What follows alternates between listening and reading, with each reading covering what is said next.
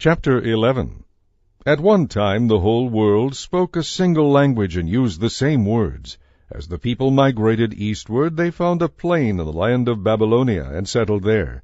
They began to talk about construction projects.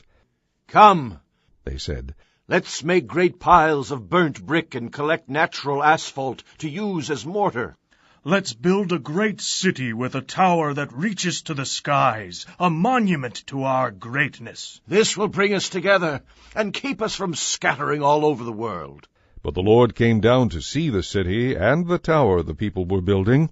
"Look," he said, "if they can accomplish this when they have just begun to take advantage of their common language and political unity, just think of what they will do later.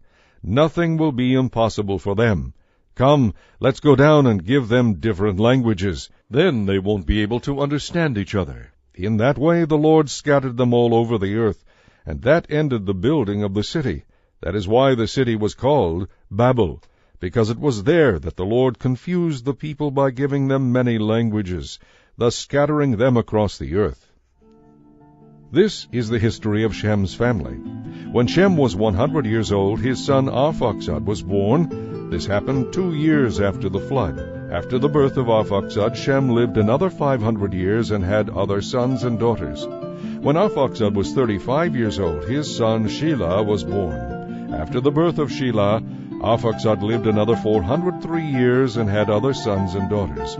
When Shelah was 30 years old, his son Eber was born. After the birth of Eber, Shelah lived another 403 years and had other sons and daughters. When Eber was 34 years old, his son Peleg was born. After the birth of Peleg, Eber lived another 430 years and had other sons and daughters. When Peleg was 30 years old, his son Reu was born. After the birth of Reu, Peleg lived another 209 years and had other sons and daughters. When Reu was 32 years old, his son Serug was born. After the birth of Serug, Reu lived another 207 years and had other sons and daughters. When Serug was 30 years old, his son Nahor was born.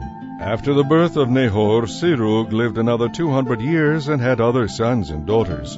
When Nahor was 29 years old, his son Terah was born. After the birth of Terah, Nahor lived another 119 years and had other sons and daughters.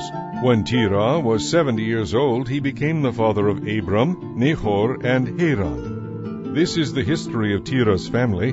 Terah was the father of Abram, Nahor, and Haran. And Haran had a son named Lot. But while Haran was still young, he died in Ur of the Chaldeans, the place of his birth. He was survived by Terah his father. Meanwhile Abram married Sarai, and his brother Nahor married Milcah, the daughter of their brother Haran. Milcah had a sister named Iscah.